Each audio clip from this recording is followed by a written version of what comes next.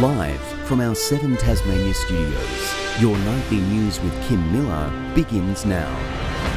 Hello everyone, thanks for joining us. Well, damning claims have come to light on the first day of public hearings into Tasmania's Commission of Inquiry. A culture of cover-ups and allegations of corruption in state-run institutions are now under the spotlight in the hopes of bringing justice to survivors of child sexual abuse. It was never going to be an easy day for survivors of child sexual abuse, with the first day of public hearings into the Commission of Inquiry revealing a culture of cover-ups in state-run institutions. So far, 111 submissions and 21,000 documents have been received from individuals and government departments. We are deeply grateful for the contributions received, particularly from those sharing painful and traumatic experiences. Giving an opening address on the first day of public hearings, counsel assisting revealed there are many allegations of abuse dating back to the 1970s at the troubled Ashley Youth Detention Centre.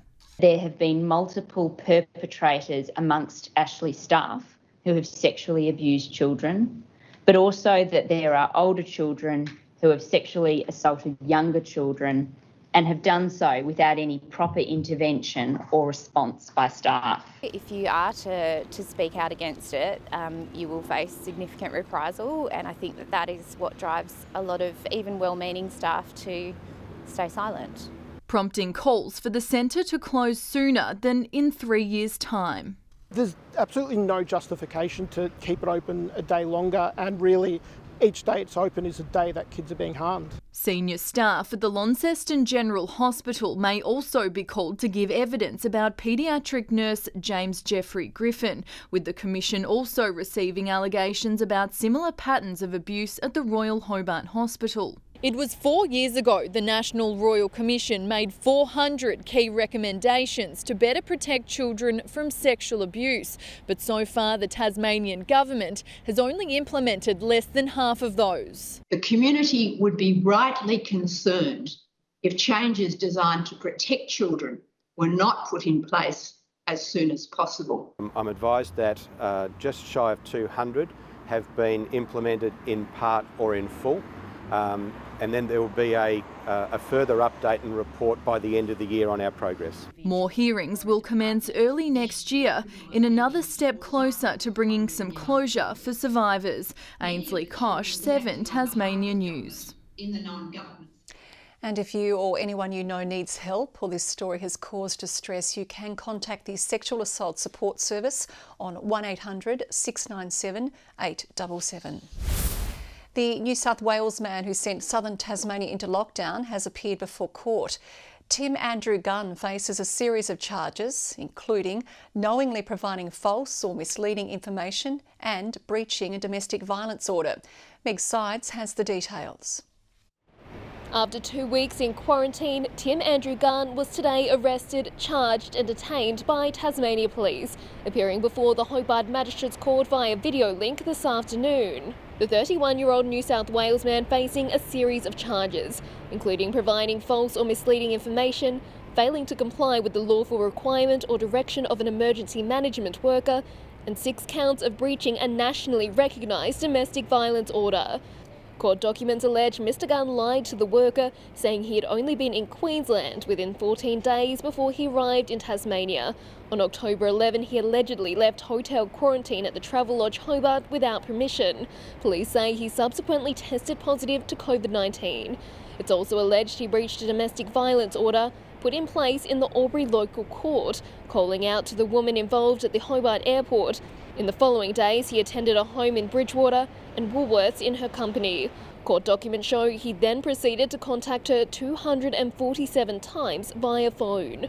Mr Gunn was remanded in custody and is expected to reappear on November 12. Meg Sides, 7 Tasmania News. A heartbroken woman living in Sydney has made an impassioned plea begging the Tasmanian government to let her visit her dying mother in Hobart. But despite being double vaccinated, Mercedes MAGUIRE has had her request denied. A Hobart mother on her deathbed and a loving daughter who may never hug her again. She's holding their hand and she's squeezing their hand. She knows that they're there, and it breaks my heart that she might know that we're not there. Growing weaker by the day, 71-year-old Teresa Flores has merely days to live. Mercedes MAGUIRE wants one last chance to say goodbye to her mum, but a request to quarantine at home with her family was denied by Public Health. It's about mum, but it's also about my family being together and being able to comfort each other and grieve together. Instead, the fully vaccinated Sydney-sider was offered the solution of hotel quarantine for 14 days at her own cost with a pass to visit her mother. I mean, that's tormenting. The thought of that is tormenting. We have a lot of compassion for people who find themselves separated from family members at this time. Mercedes is a reporter with News Corp. Her heartbreaking story plastered across papers in Tasmania and in New South Wales, with new Premier Dominic Perrottet pleading with his Tasmanian counterparts to show compassion. A daughter in agony is asking for the same. We want to be there when our mum passes. We want to be holding her hand and by her bed. Garth Burley, 7 Tasmania News. Tasmania's salmon wars are continuing to play out interstate, with a new billboard telling Victorians the product is killing our state. The sign's erection comes as one of our state's major farmers prepares for a takeover vote later this week. Whether they're touching down or taking off, tourists at Tullamarine Airport are being hit with a warning. Eating salmon is killing Tasmania, according to anti-fish farming protesters. So what we're saying to mainlanders is that if you're thinking you're buying green, fresh, good, healthy Tasmanian salmon, you're not. You're buying something that is actually destroying Tasmania. This is the 8th billboard erected in Victoria, the campaign ruffling a few scales. Can I say something about the billboards? They're outrageous. They're based on misinformation. They should come down. We've agreed to take them down if and when the transition to get the salmon farms out of the water begins. Anti-salmon farming groups stepping up their actions as a controversial takeover edges closer. The Foreign Investment Review Board clearing meat multinational JBS Foods to acquire Huon Aquaculture. According to Huon chairman Neil Kearney, it's an important step in securing the future of Huon, its employees and wider Tasmanian business, while JBS also welcomed the decision.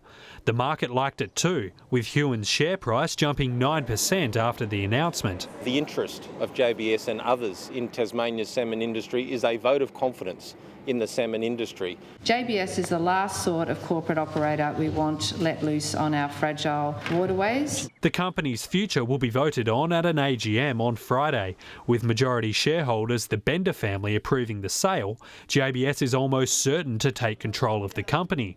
Should 75% of shareholders say yes, they'll acquire the entire business, but it won't quieten opponents. The fight will become more difficult, much more intense, and we are geared up. Josh Duggan, 7 Tasmania News. Advanced sonar technology has failed to find any sign of a boat and a man lost at sea for more than a week. For a second straight day, experts have scoured the seabed in areas off the northwest coast. But hopes are fading Thomas Corto or the missing yellow vessel will ever be found. Police will continue the search and are warning people not to enter the water. Forestry companies can access more carbon credits across 4 more regions, including in southern Tasmania, through the federal government's Emissions Reduction Fund as it moves towards net zero emissions by 2050. Places like Queensland and southwest WA, across these extra regions, the 4 today, industry say this could pave the way to an extra 100 million trees over the next 10 years. The forest industry employs 52,000 people across regional Australia. Data has painted Launceston as Tasmania's crime capital, with the rate of offending doubling Hobart's for 9 straight years. The Police Association is calling for 27 new officers in Launceston to curb the rampant issue. They will then, over time, gradually bring down all the crime rates and increase the clearance rates for Launceston, which then reduces stress. It reduces the volume of crimes being reported that police have to respond to.